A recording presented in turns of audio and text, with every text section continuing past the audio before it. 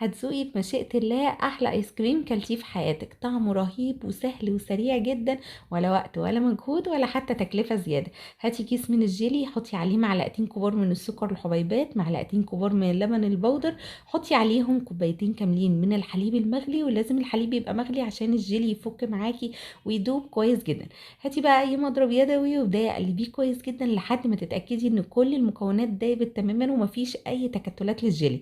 جبت كمان كيس من جيلي المشمش او تجيبي جيلي المانجا زي ما بتحبي، عليهم معلقتين كبار من السكر، معلقتين كبار من اللبن البودر، كوبايتين كاملين من الحليب، والحليب هنا مغلي. وطبعا لو انت حابه تعززي اللون كده هو سواء في جيلي المشمش او جيلي المانجا، تحطي لون اورنج او لون اصفر كده عشان لون الايس كريم يكون حلو. قلبتهم كويس وحطيتهم في الفريزر كده لمده ربع ساعه بعد ما بردوا شويه عشان عايزاهم يجمدوا كده، حاجه بسيطه.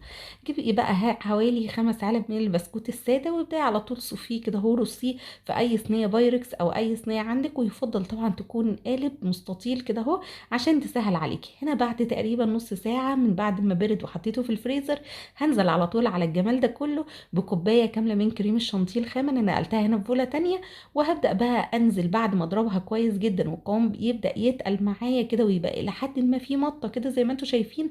هنزل بطبقه كده سمكها تقريبا 3 سم او 2 سم كده اهو في الصينيه بتاعتي اهو. بصي تبداي تضربيه ضربتين، وبعد كده تحطي كوبايه كامله من كريم الشانتيه الخام، نقطتين كده من لون الطعام الغذائي كده، مش هيحصل اي حاجه فيه. وبعد كده تضربيه لمده 5 6 7 دقايق بالكتير قوي علشان الكريمه او الايس كريم يبدا يجمد معاكي ويبقى بالجمال ده. بعد بقى ما تسويه كويس جدا بالسكرابر، رصي طبقه بسكوت وعلى طول على الفريزر لمده من 4 ل5 ساعات، هيكون جاهز معاكي بمشيئه الله. ذكر النهارده لا اله الا الله. طول الفيديو بعد الفيديو افضلي قولي لا اله الا الله. المتبقي بقى كده اهو جبته القالب الحلو ده، ورحت مكسره عليه شويه بسكوتات كده الصغيرين وقلبتهم، وعملت بقى الطبق القالب ده طبقتين، وحطيته في الفريزر لمدة من 5 ل6 ساعات. بعد كده هتقلبيه هيكون بالجمال والحلاوة دي.